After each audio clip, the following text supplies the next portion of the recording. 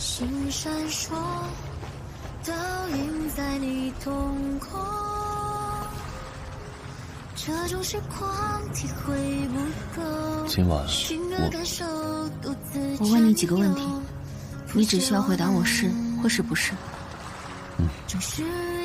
你这些天做出的这些事，都是出自真心。当然。你从来没有接手过家里的工厂或是公司。无论是6年前还是6年后，我一直都想淡出那个家，又怎么可能去接管什么？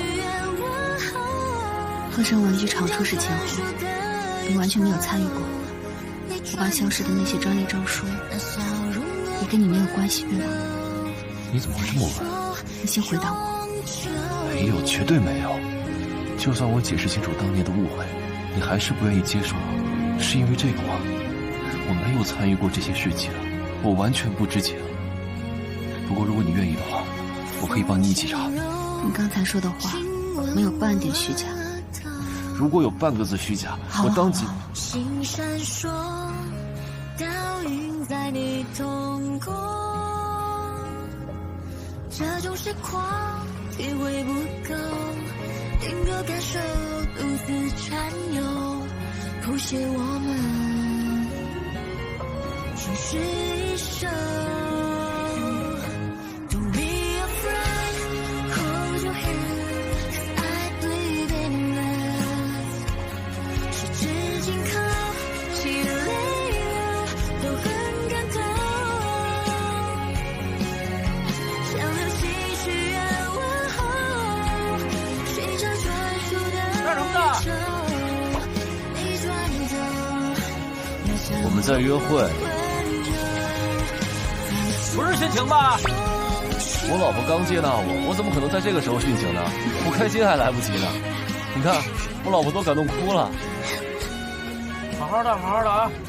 好，好。我辛辛苦苦的应付巡逻大哥，你不帮忙也就算了，你还在这里笑啊？我看你自己应付的挺好的。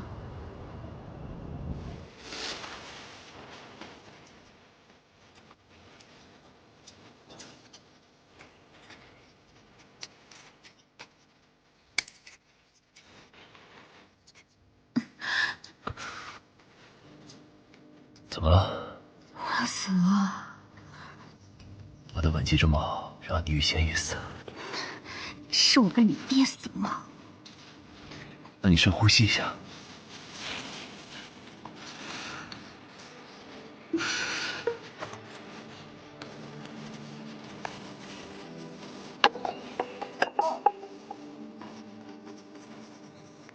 哎，爸爸，你回来了。啊，妹妹，哎呀，你在做梦啊？怎么回去？继续睡觉啊。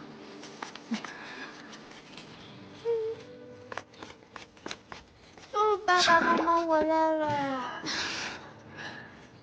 陆先生，你是不是中年发福了？怎么可能？我想你想的茶饭不思，乐意消得人憔悴，怎么可能会胖呢？油嘴滑舌。是不是油嘴滑舌？尝尝不就知道了。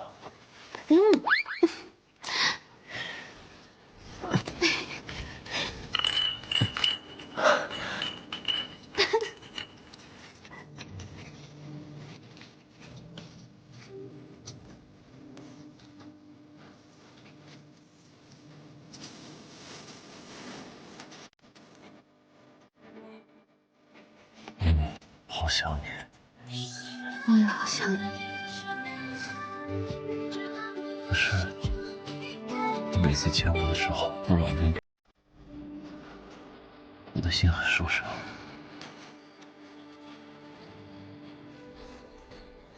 我一直都不该想，如果这辈子都见不到你了，我这一生该怎么去度过？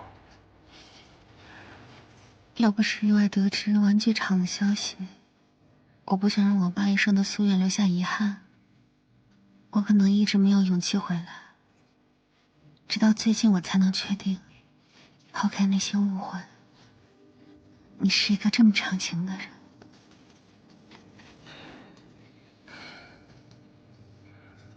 你的手怎么治好的？就慢慢练习呗。你在我面前就不用装的这么云淡风轻啊。其实是跟唐人街的一个老师傅学那米老虎开始的。慢慢的，我就接触到了老手工艺，修身养性。你拿迷惑手指，你室友的不是挺好的吗？我只是懊恼，为什么每次你需要我的时候，我都没能在你身边？未来有很多时间去创造美好的回忆啊。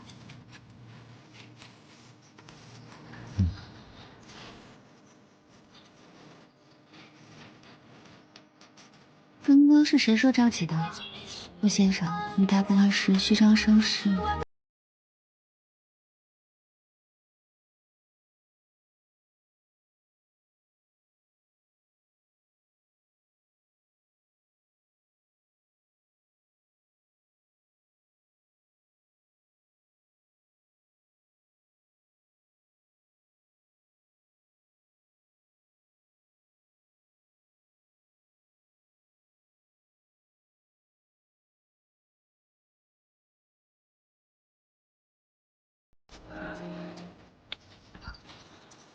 妹妹，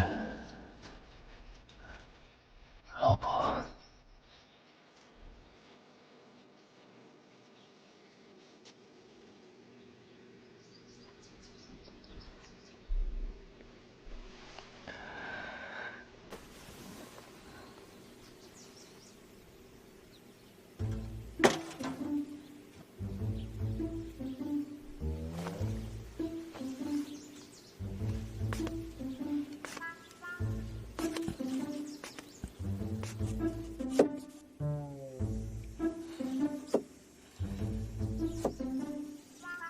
爸爸，为什么今天是你做早饭呀？小花好漂亮。哎，这份不是给你的，那为什么要做的这么漂亮呢？为了哄女孩子呀。今天有个好消息告诉你，是什么消息呀？待会儿再告诉你。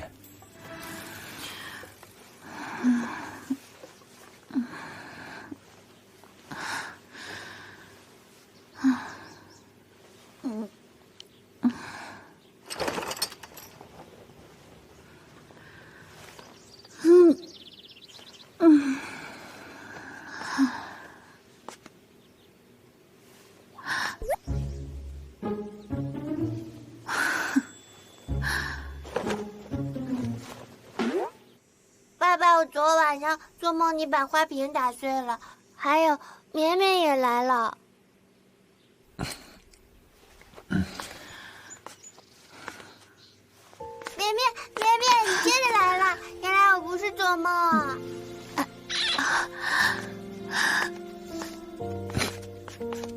我们吃饭啦。梦到你和爸爸抱抱也不是做梦。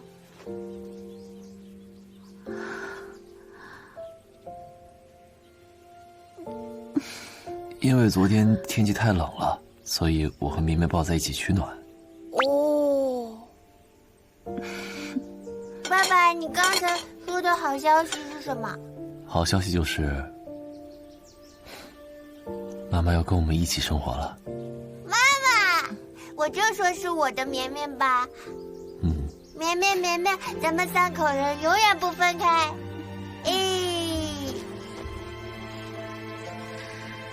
可是，妈妈从来都没有照顾过你，也没有陪在你身边。宝贝，对不起。我才没有怪妈妈呢。我知道妈妈一定会回来的。爸爸说妈妈也很爱我，而且一定是因为特别的原因才暂时不能回来的。那妈妈以后再也不离开你了，好不好？好耶，大哥哥。拉钩。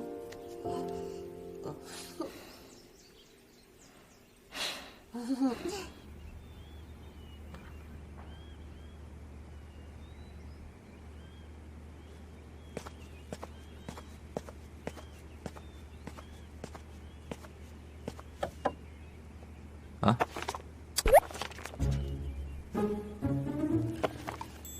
这本书这么薄啊，应该没什么用的。那我也看。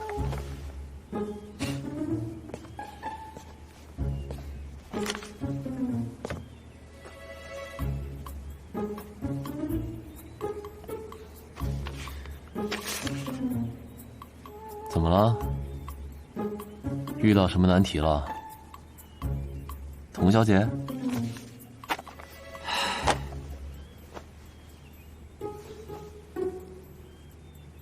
你怎么看起来春光满面的？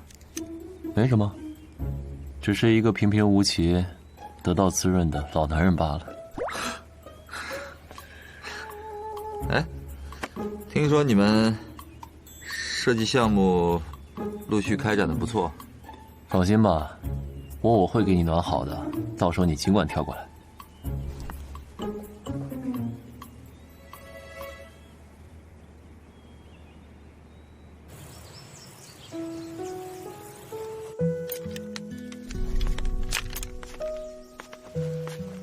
这就要走了？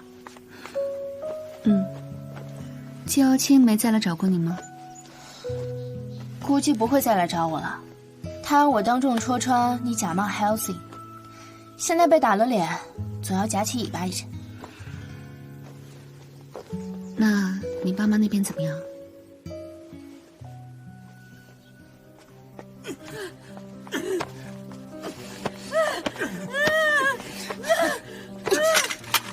你干什么？有100多万粉丝都等着看呢，干嘛呢？你们不会觉得将这种情景展现给别人是什么好事儿吧？你懂个屁！拍这些涨粉可快了，知道吗？有很多小主播都已经火了，我跟你爸也肯定会火的。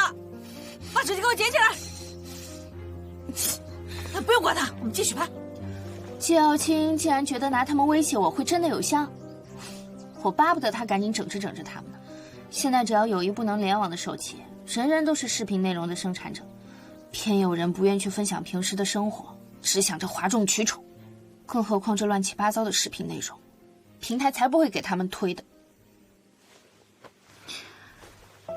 放心吧，政策已经在收紧了，总会有人管制的。这就是为什么我从来不跟他们说自己在国外取得了什么成绩，他们根本不会为我感到骄傲，只会把我当成填充他们白日走红梦的视频素材。我、花池，还有一起共事的同事们，都为你骄傲。之前他们大肆铺 Halsey 的宣传，为的就是等到有一天，冒名的事情被戳穿，然后将恶劣影响扩展到最大化。没想到现在算盘砸了，反倒是给我们做了嫁衣。怎么？吃了他们的红利呗。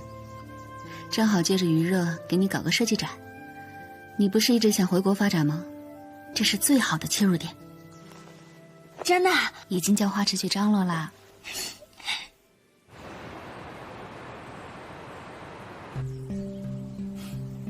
姐，特意给你点的新品，你尝尝。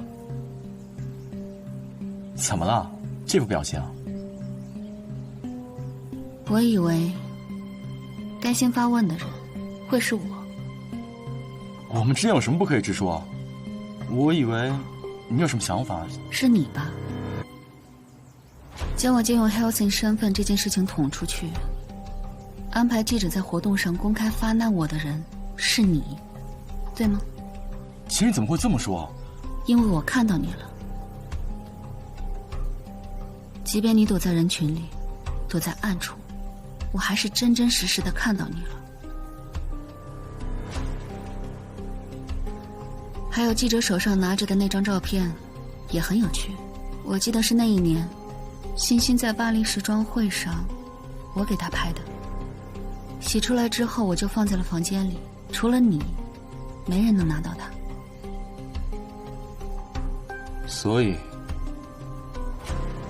你是来兴师问罪的了？是因为我没有听你的话从无心离职吗？你先是大量的发稿，提升 Halsey 3个字的曝光率，让大众网友形成深刻印象，然后再在大型的发布会上公开戳穿我的身份，引发了大量的讨论度和关注度。这样既能因为我的名誉受损，将我从吴昕逼退，又能让吴昕的企业形象受到重创。不过我更好奇的是你跟季瑶清之间的关系。之前季瑶清先后2次找到欣欣，那个时候我以为会是巧合。不过你们2个想要戳穿我冒名的时机实在是太过于一致了。季瑶清先脚来挖我的墙角，后脚你就来说服我接受 offer， 事情不可能桩桩都这么凑巧吧？你救过我，在我最难熬的时候，你陪在我的身边。你是我在异国他乡唯一的慰藉和依靠。有的时候我在想，我们2个甚至不只是朋友，很多有血缘关系的亲人，可能都未必能做到这样。所以这一次我不怪你。我记得你跟我说过，我们2个是陆云开受害者联盟的盟友，所以你看到我重新和他搅和在一起，心里会有不甘和不悦，我都能理解。可是我在想，你和云开之间会不会像我和他一样，有一些什么误会？如果你愿意的话，我可以尝试着帮你去。朱敏，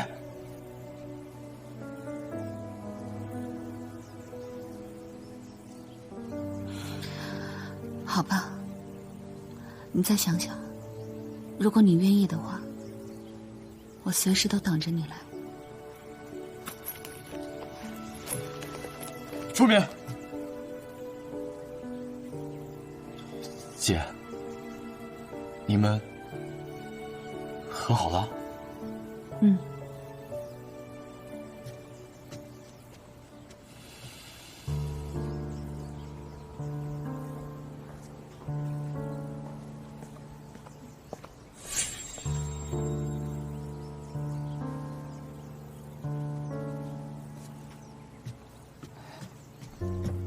按您的意思，查了他的工作行程。去，总归要给他一些教训。好。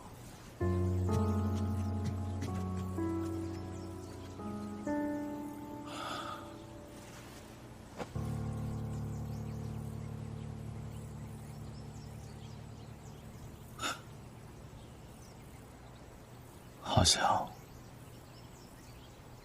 又只剩我一个人了。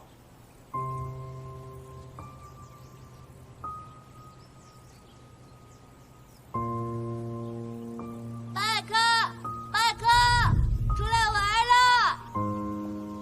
阿姨，我能找麦克跟我们一起去楼下踢球吗？小克还要学习，你以后不要来找他了。哦，好吧。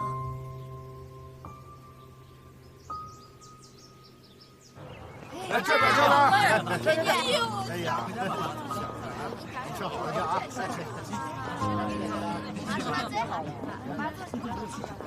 咱好山上来的。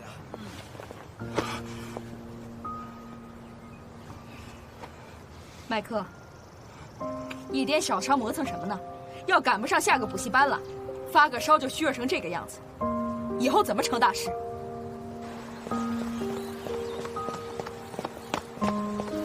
爷爷，同学，我是小克呀。捐助仪式已经结束了，龙老先生要回去了。爷爷，我是小克呀。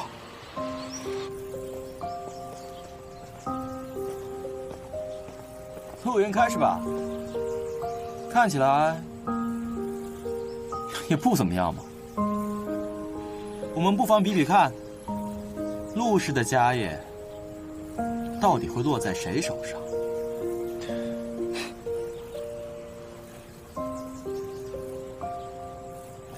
不好意思啊，没兴趣，你自便。陆少年，你话不要说的这么难听。小克拿了多少荣誉，取得多少成绩，不比你那个儿子强多了。他们在继承权上是一样的。什么叫他不要也轮不上小克？我还真就告诉你，肯定是我笑到最后。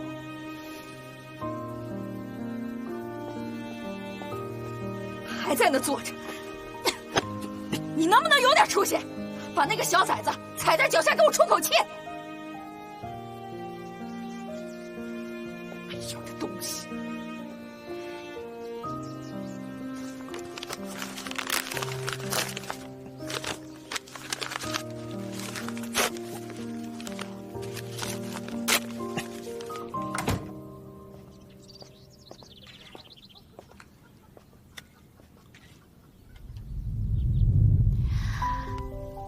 回来啦，饺子煮好了，可以开动了。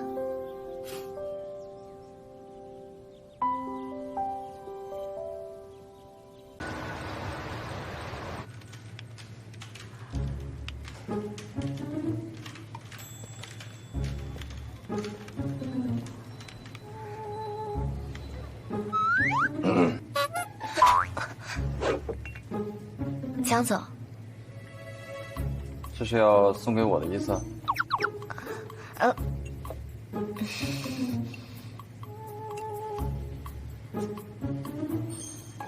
还是两个一样的？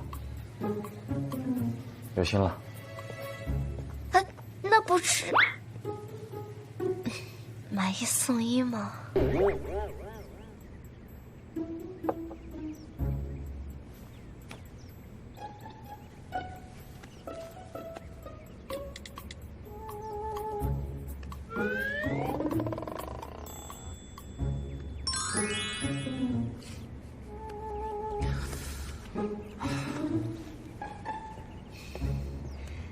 江总，您叫我。您的脸怎么这么红？我是发烧了吗？需要为您预约私人医生吗？没事，我没病。对了，这是我用不着的合同原文件，你帮我碎了吧。还有，我下午跟2个副总开个会，可能晚点回来。又去跟副总开会吗？怎么了？没事，只是您工作认真，事必躬亲，最近却经常把关键业务线交给2位副总去处理。我在想，没什么。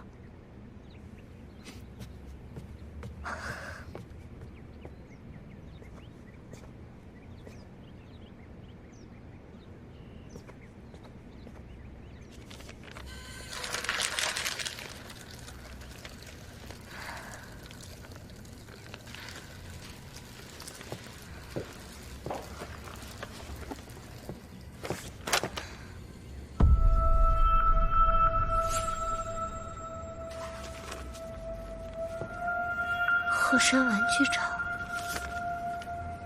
江飞。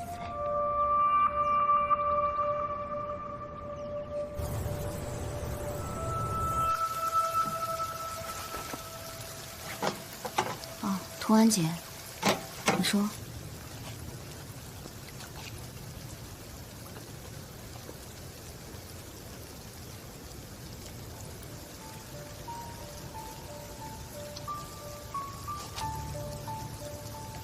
虽然你没有接手陆家的事务，但是你知道你的表哥江飞一直在为陆家办事，对吗？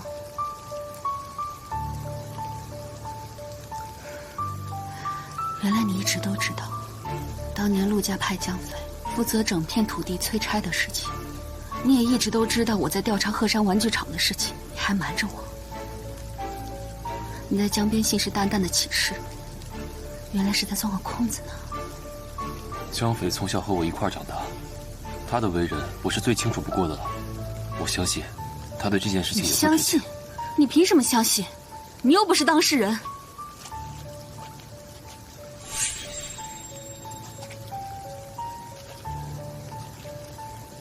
原来你说的要跟我一起寻找真相，就是用这种粉饰太平、欺三瞒四的方式。周敏，你能不能不要每次提到这个事情，情绪都这么激动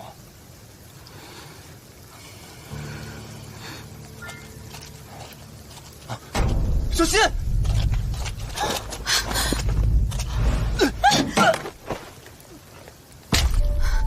云开！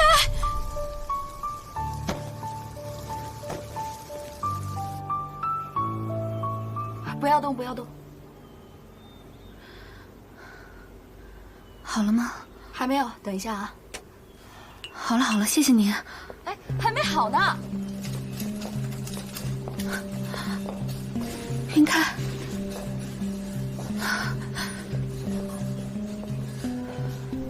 你这是在干嘛？陆云开让我给他换个病房。他说的，你这么折腾，对他的病情没有一点好处。更何况，他还没有醒呢。他托梦告诉我的。医生到底怎么说的？伤到脑子了，总归不是什么小毛病吧？也许醒来之后就变成一个傻子了。听送你们过来的工人说，他为了护着你，才伤到了脑袋。我已经派人到工地那边查了。我只是好奇，你有什么事情非要跟他争论的那么厉害，以至于脚手架落下来的时候，你都毫无察觉？当时的情况，我对你们的感情，对你们的矛盾没有任何兴趣。我只是想告诉你，陆云开他从小就习惯装模作样，扮演着一个温润如玉的翩翩公子，是克制又从容的一个人。可是因为你，他一再失了水准。他之前可能做过一些错事，但是他这些年来一直在努力补救。当然了，原谅他与否跟我毫无关系，但我希望你不要再利用他对你的爱和执念，去肆意的伤害他。你说这话什么意思？周小姐，我很冒昧的问你一句，自打你回来之后，他除了更加难过、更加痛苦，在这段感情里面，你又做了哪些努力呢？我们之间的事情你并不清楚。我只知道陆云开在你失踪之后，他就像疯了一样，他不眠不休地跟着海上搜救队搜寻你。那个时候海上的风浪很大，他也有一次不幸落水了。如果不是搜救队员马上将他救起来，他甚至都没有自救的打算。他看着温润理智，但其实就是一个没脑子的情种。但是周小姐，真不好意思，我跟这个没脑子的蠢货是一条线上的，所以哪怕你们都会烦我，我还是要说，这么多年以来，陆云开受到的苦，真的不比你轻。而且等你回来之后，他又颠颠的高兴的摇着尾巴去黏着你。但是如果他只是这样一次次的受到伤害，看着你跟惦记取代他继承陆家家产的麦克不清不楚，那么我希望你不要打着爱他的幌子去折磨他。取代，继承。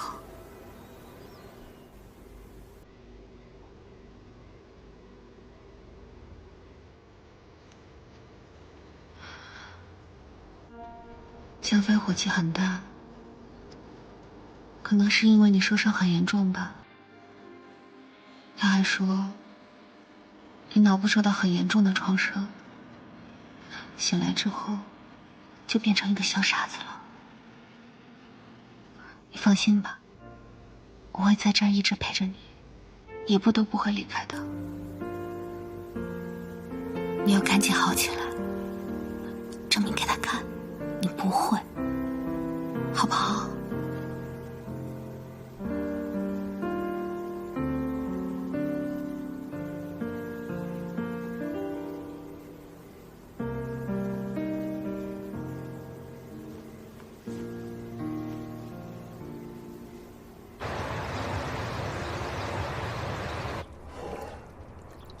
谢谢。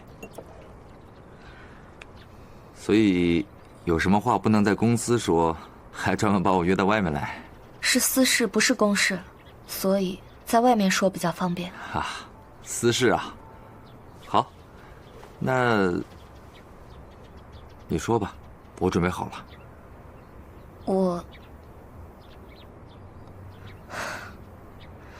我有一些事想问你。昨天在碎纸的时候，无意中瞥到了一份文件，上面写陆氏在城郊的一大片地产，当年全权委托给你负责拆迁工作。所以呢？所以当年鹤山玩具厂也是你安排下属上门强行催拆的吗？鹤山玩具厂，我为什么要催他们？所以这就是你让我一踏进办公室就感受到惊喜的原因？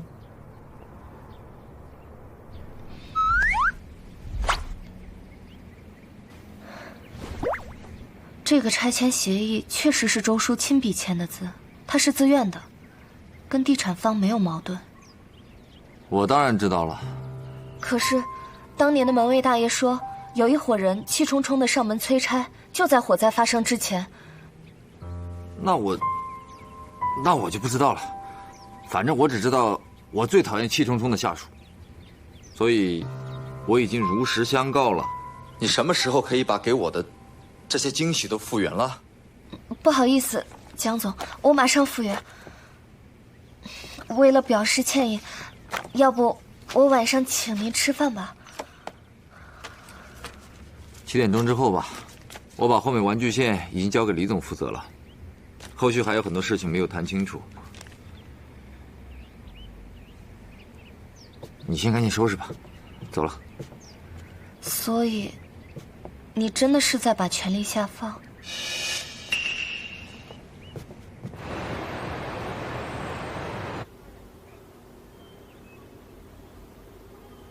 绵绵，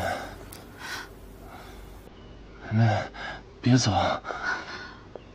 云开，云开，绵绵，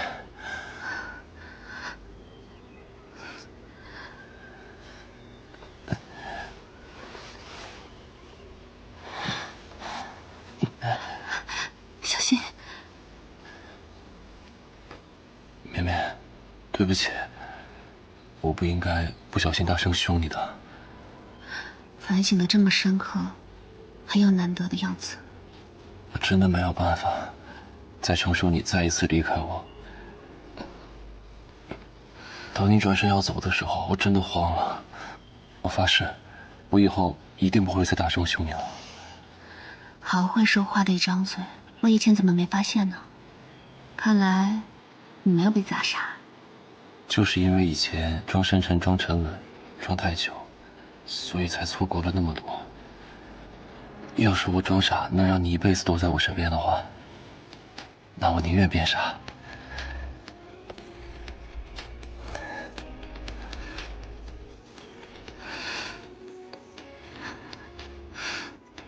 好厚的脸皮。先换个样啊，换完你们再继续。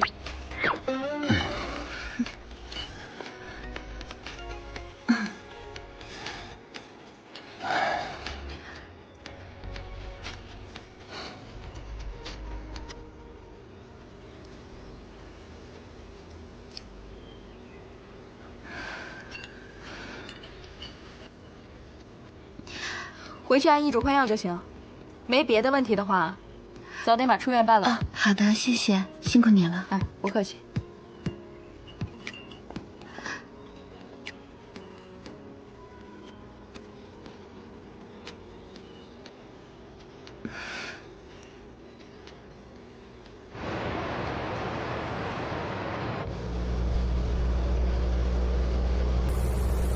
你们休息一会儿啊。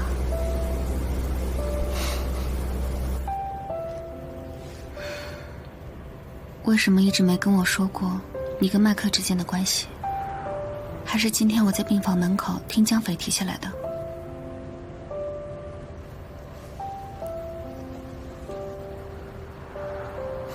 其实，麦克的事，不是我不愿意跟你说，而是我担心说了以后，你会不开心。你不用特别在意我跟他之间的关系。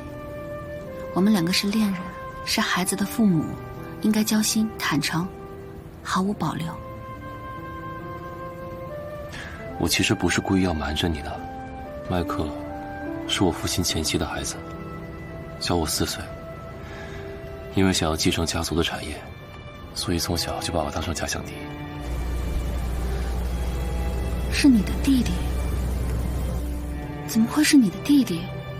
他不是你爸爸前妻的孩子吗？成年人嘛，离婚了之后，总还是会有一些纠葛。在我4岁的那年，父亲的前妻生下了麦克，以至于他们在陆家其实没有得到很好的对待。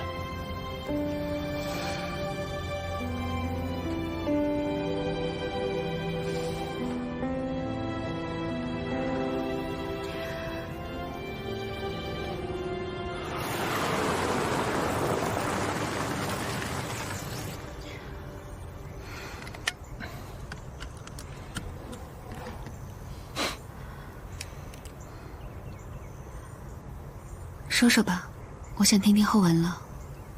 你知道那天江匪为什么要给我换病房吗？嗯。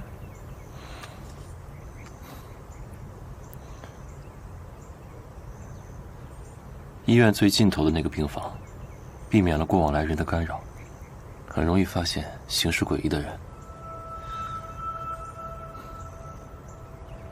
你看，其实，在我们去工地出事之前，我就发现了一个行为有异的工人，跟这个人的身形特别像。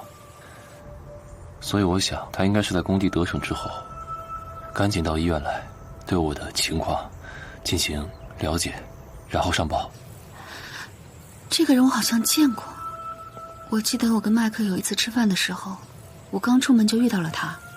话既然都说到这里了，还有6年之前导致你手受伤那次，其实应该也不是意外。患者严重伤到手部神经，就算后期恢复得很好，也很难再做到原本那种画图勾线的精细动作了。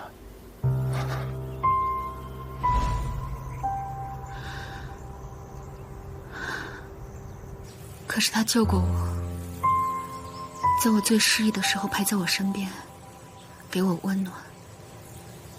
我甚至把他当成了我的亲弟弟。我没有逼你做选择，也没有让你不跟他来往，只是你说你想听，我就说给你听。你们在那样的情况下结识，我知道你一定很信任他，我甚至非常的感谢他，他救下了你，帮助你。我甚至可以不去计较他从前做过的事情，但我们都知道，一个人所做的好，是不能掩盖他所做的恶的。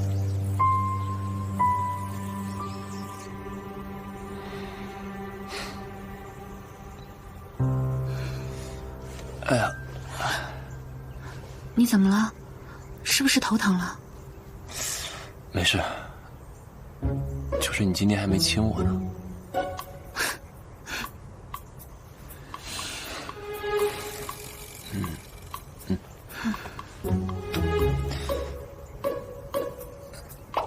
这里啊，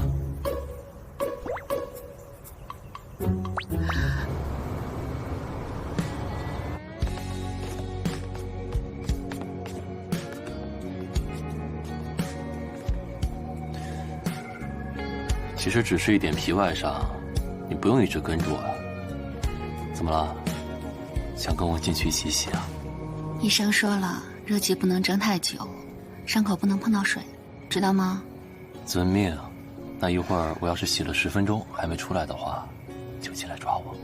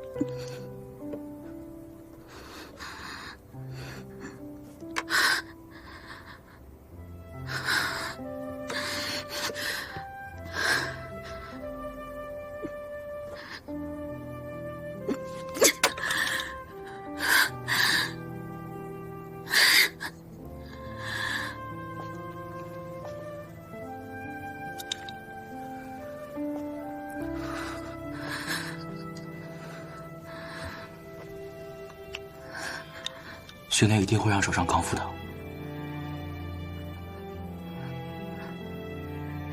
姐，继续。只要你愿意，足够喜欢的事就可以被做到。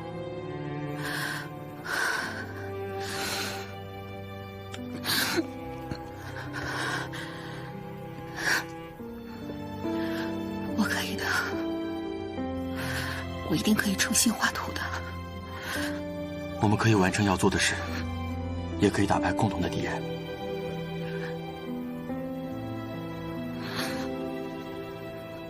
对了，这期网络不太好，什么也刷不出来。我想看看国内。欧洲的网络就是这样的，你还是少看国内的消息吧，难免触景伤情，影响你的恢复。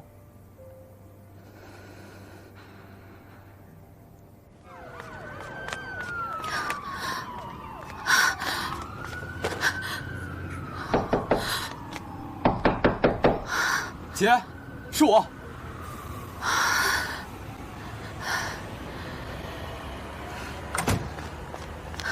外面这么乱，你怎么跑过来了？今晚这边暴乱很严重，我担心姐你害怕，过来看看你，还好吗？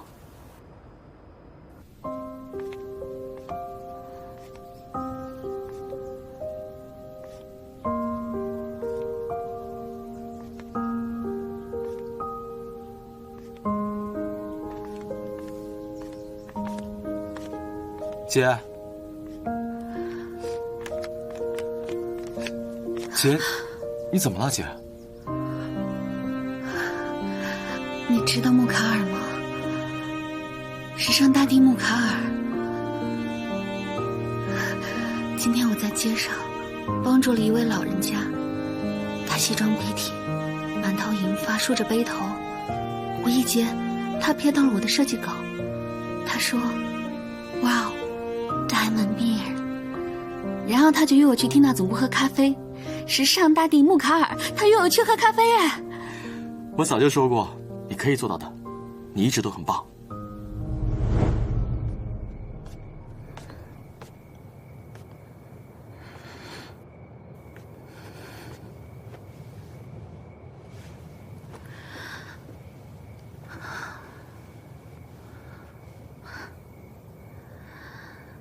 天气凉了，把衣服穿好。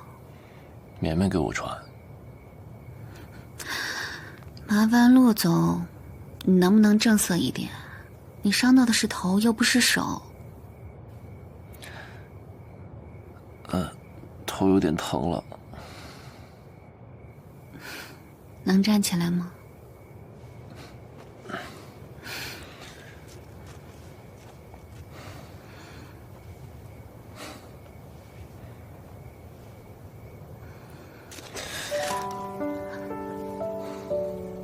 绵绵，不要再去乱想了。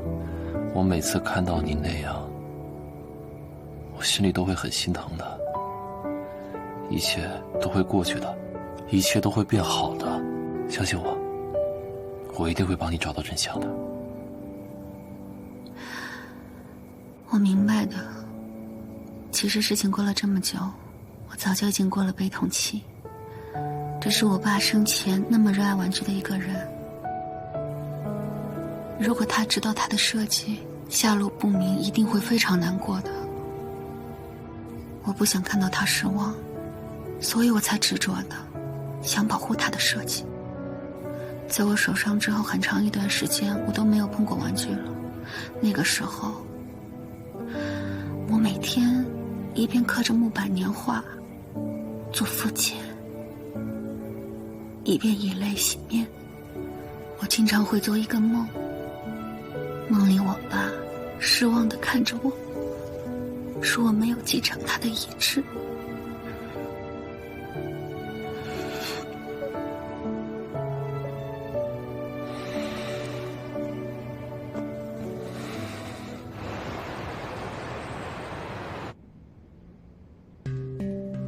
正面只有些擦伤，并无大碍。陆云开被砸中头部，但是只住了1天，便出院了。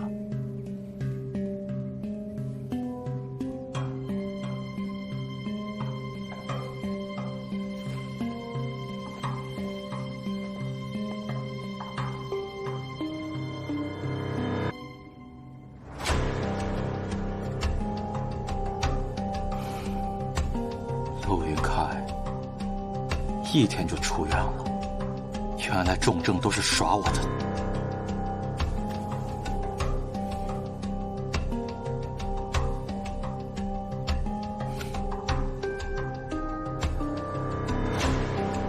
必要给吴昕一点颜色。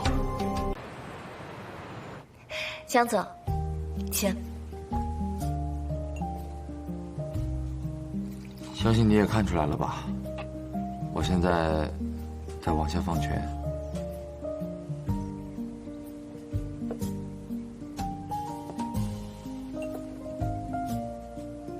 我也想跟陆云开一样，离开这个家，然后创建自己的设计品牌。所以早与他联合，让他在吴昕拓展设计业务，增加时尚品牌设计线。最近他那边的路铺的也初见雏形了，所以我也着手从素梦差不多退出来了。原来如此，难怪绵绵之前跟我一直吐槽，说吴昕这么大的视频平台，竟转了发展设计业务。我以前想这样，是因为一个人更加自由，但现在我是不想让我喜欢的那个人进那个家。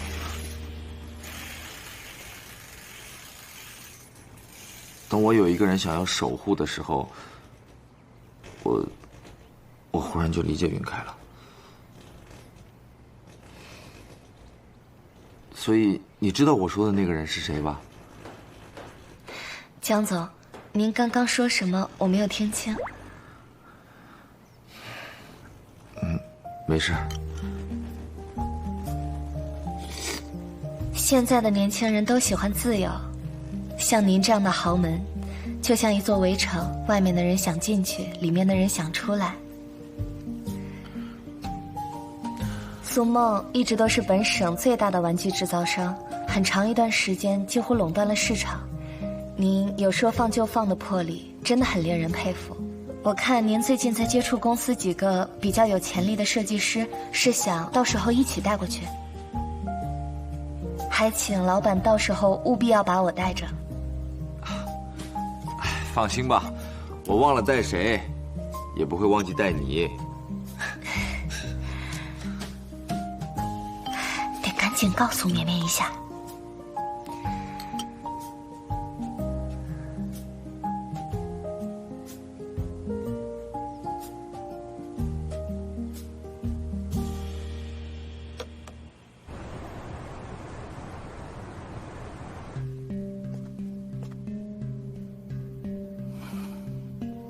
陆云开一天就出院了，原来重症都是耍我的。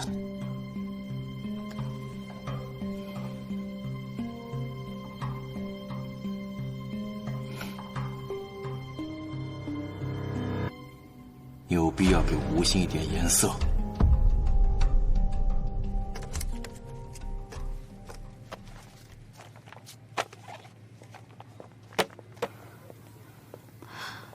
陆总呢？哎，副总，陆总被叫去喝茶了。因为今天的处罚通知被约谈了。今天被上面点名通报批评，吴昕一下子被划到不合规的平台。我们短期内企业形象一定会下跌，就让 PR 做一下企业形象的维护。我们要做到全平台全方面的自查。是，咱们公司从来没有出现过这样的情况。平台突然冒出一批新人主播，各种擦边踩线，然后被飞速举报到有关部门，一气呵成。根本没像咱们从前那样，用户举报到平台由咱们自己内部审核员处理。大批量不合规的内容出现，我们的审查制度却没有及时响应，就是我们的问题。我们内部追责吧，先查查看有没有安装。明白。你说，会不会是元真？或者其他公司呢？最近我们做的数据比较好，惹人眼红，会是这样吗？出这样的事情，竞争平台第一时间也会被查，他们应该不敢这么明目张胆的使绊子。周总，退一步来说，即便是，那他们做的肯定是干干净净，没法溯源了。先别管这么多了，去查查手机 IP 还有地址，如果有线索，第一个通知我。明白。我去接陆总了，你先忙。周总慢走。副总用我用的也挺顺手的，哎，确实有点般配啊。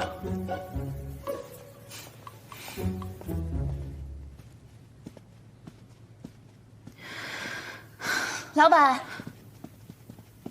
你不在家好好画图，来公司做什么？本来想送稿子给你帮我看看的，顺便收到这个。嘉盛集团要跟我们解约，合作一直都挺愉快的，而且我记得前2天还说后半年续约的事情，怎么这就解约了？我特意问过负责对接的部门，可以说这份解约函来得毫无征兆。事情一桩接着一桩，这里面一定有鬼。让行政帮我订机票，明天我要去一趟嘉盛集团。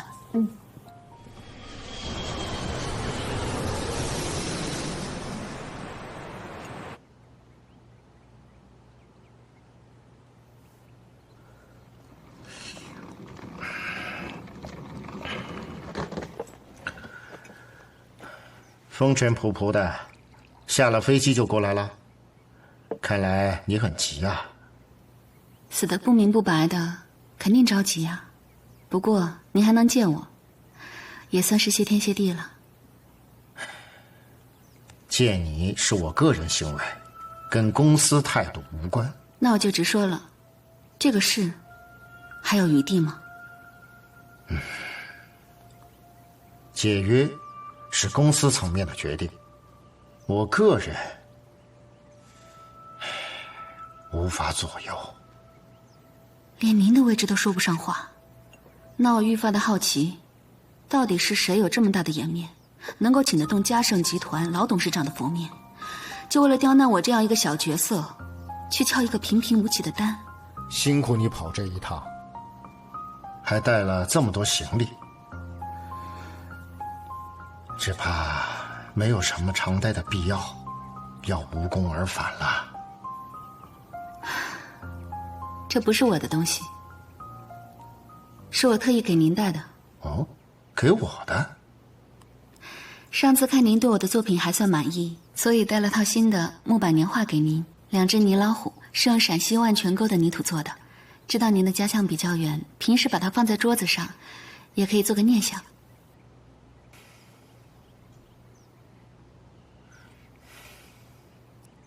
到底不忍心，我给你透个底儿吧。宋氏老爷子亲自给我岳父打的电话，这个面子总不能不给。后期宣传按宋老爷子的意思，建议我们给到元贞那边。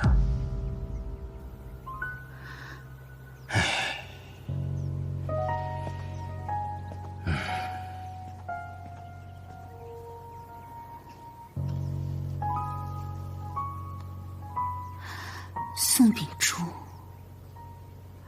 明明上次见到我的时候还笑呵呵的，怎么背后搞这一套？该不会是个十足的两面派吧？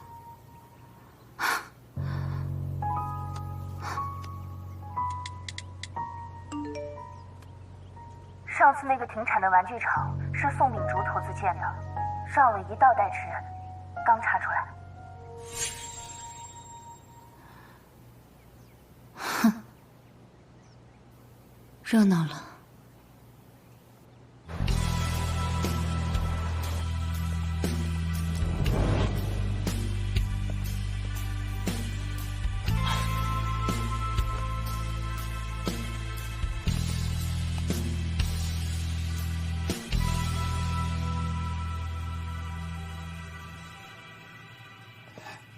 请。Christian 是这位访客的介绍人，是，不然我也不会亲自请您来跟他会面。来访的目的是？对方只说寻求合作，也没有说细节啊，只是说先见一面。好，请。你好。你好，欢迎欢迎，请坐。既然是设计师 Christian 推荐的朋友，有什么都可以直说的。最近呢，在筹备一场《侏罗纪与几何》主题的秀。我们总设计师意外地发现了这张玩具图，觉得非常契合，想用作配饰。很不容易才查到，当初宋氏的子公司曾销售过这款，不知道还有没有途径可以提供给我们一小批这款玩具。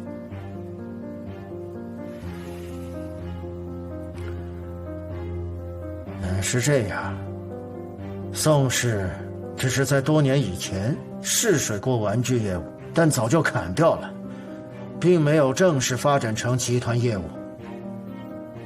这么多年过去了，实在是爱莫能助。那太遗憾了。抱歉，你慢走。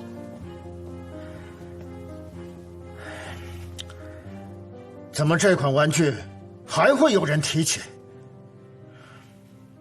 应该只是个偶然吧。当时的新闻全网都上过，现在去搜，应该也搜不出什么东西。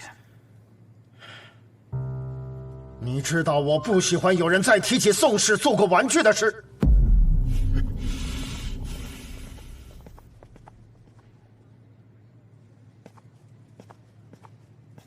你好，是这间会客厅吗？真不好意思，前人把手机落这儿了。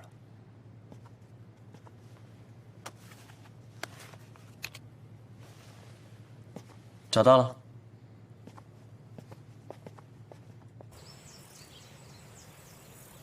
当时的新闻全网都上过，现在去搜，应该也搜不出什么东西。你知道我不喜欢有人再提起宋氏做过玩具的事。果然没有冤枉他。我爸当年那些不翼而飞的专利，果然是被宋氏再次生产销售过，而且还是分了2家公司进行，为的就是掩人耳目。宋秉烛他知道所有的事情，怪不得最近一直暗中发难无心。本公子这么机智，一出手就捏住这个老头的后脖梗。姐姐是不是要奖励我呀？说话就说话，你有什么呀？天都已经黑了，在室内还戴着墨镜，一看就不是正经人。能不能不要搞一些刻板印象？本公子又不跟你似的，我知名度很高的。保护自己隐私有错吗？那么闲，赶紧换你的稿子吧。你真的打算下一个季度个展100%用老东西啊？老东西！好了好了好了，你们2个小祖宗，别再闹了。姐姐，你都要给星星开展子了，你最最疼爱的10公子也想要啊？你的作品够吗？何止是不够，准确来说是根本没几样。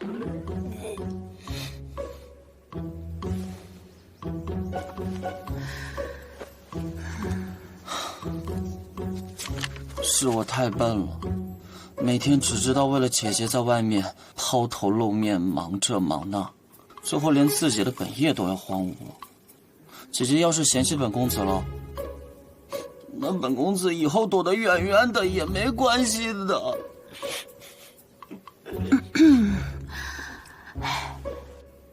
你别难过啊，作品总会有的，到时候我一定帮你看。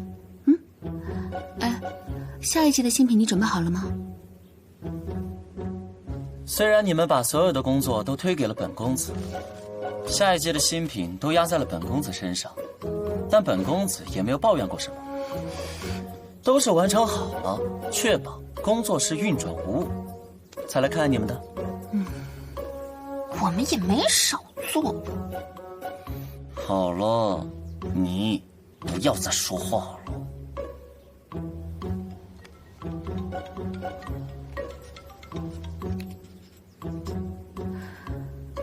喂，绵绵，听说你今天临时出了个差，回来了？回来了。姐姐，你在跟谁说话呀？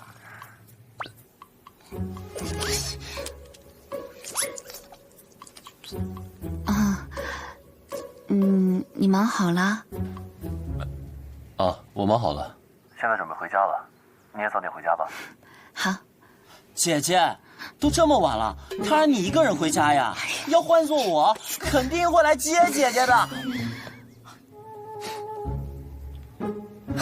能成为姐姐的爱人是多么幸福的事啊！我要是姐姐的男人，肯定会好好珍惜姐姐这么好的女孩子的。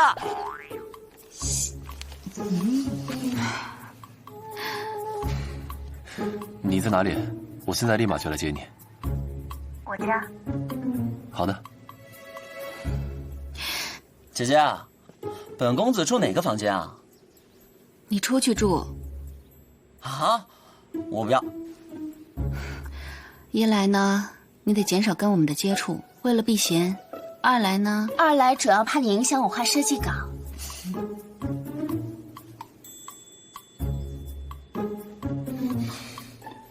不，我不相信。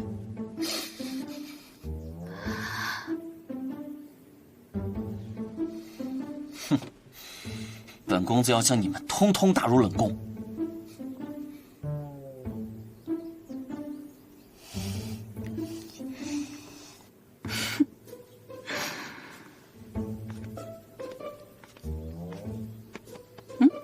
姐姐，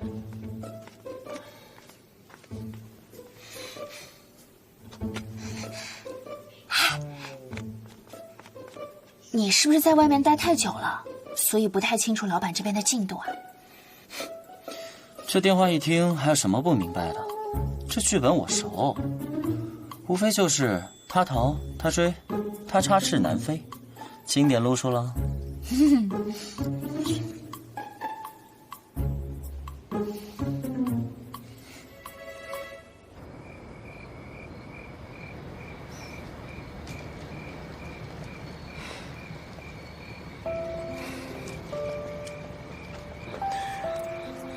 给我吧。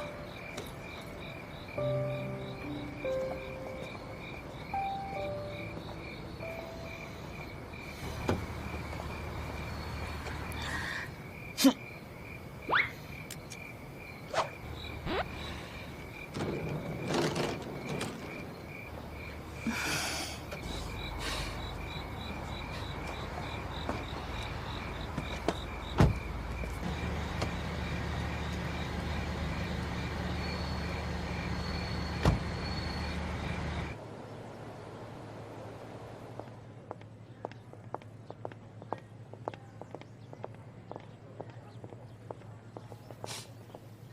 童安姐，我刚刚远远看你就觉得你容光焕发的，你说你怎么这么天生丽质啊？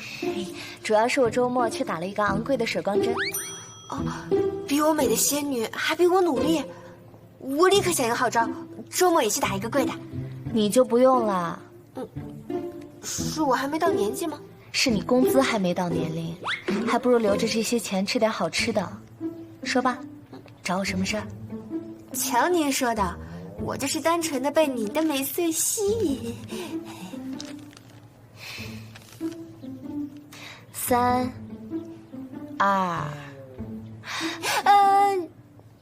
确实是有一点小事儿，就是我刚刚发现，早上交给江总的那份文件，少打了一个小数点。童文姐，你能不能帮我把那份文件偷回来啊？他今天一直都在公司，现在应该已经在看了。哎呦，我亲姐姐，我的好姐姐，现在除了您，没人能救我了。是什么错觉，认为我可以帮你啊？别人可能不行，但是童安姐只要您出马，那江总肯定会睁一只眼闭一只眼的。江总做事一向严苛，我觉得他不会为我破例的。你对你自己的认知有错误。童安姐，我说实话吧，我觉得江总，他好像不喜欢这个世界上的任何一个人。你看他平时看我们的眼神，都是那样的，但他看你的眼神，就是这样的。所以啊，江总对您肯定是不一样的。那我试试。拜托拜托，感情不尽，感情不尽。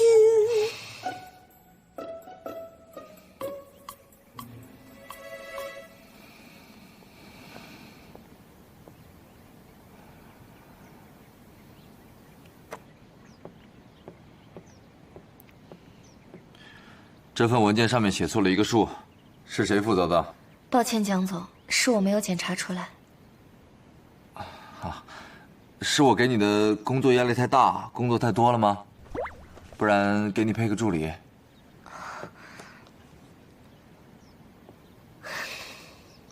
如果有需求，我会告诉您的。啊。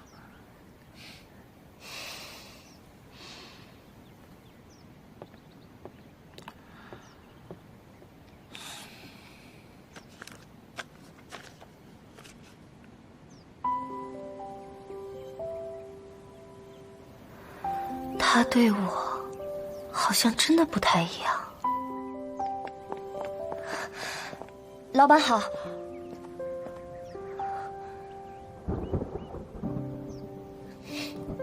老板，对不起。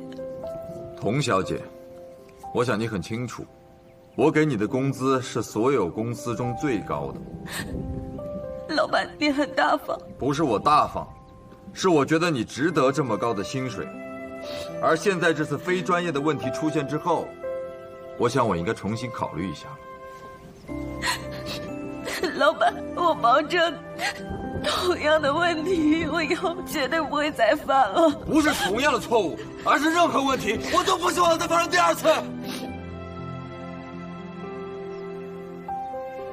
不知从哪里开始，但确实是不一样了。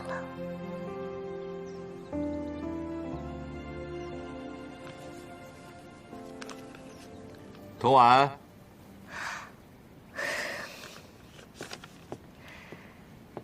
江总，您叫我。今天晚上有一个商务宴请，你陪我去一趟。临时通知您的吗？我这就去收集与会者资料。不是这个意思。我偶然看到，觉得很适合你，刚好可以配你那条黑色礼服裙。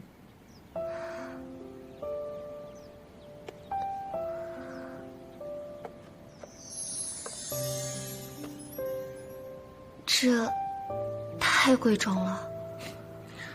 我从来都不觉得珠宝会比人贵重，况且是你戴。